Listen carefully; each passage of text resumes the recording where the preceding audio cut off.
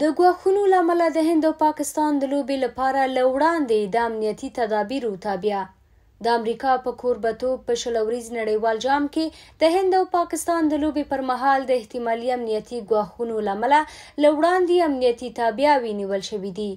د یادو هیوادونو ترمنځ لوبه چې د جون په 9 د نیویارک په ناساو کاونټي لوبغالي کې ترسره کیږي د دغه لوبغالي په شاوخوا سیمو کې هم امنیتي تدابیر سخت شوي دي. د راپورونو له مخې د ناساو کاونټي د پولیسو څانګې څارنه پیل کړې څو ډاډ ترلاسه کړي چې د جون له 3 تر 12 ټولې لوبې پرته له کومې پیښې ترسره شي. د داعش خراسان څانګې لخوا د ورکړل شویو ګواښونو له امله حتی د ناساو کاونټي لوبغالي په شاوخوا سیمو کې نښه ویشتونکي هم ځای پر ځای کیږي.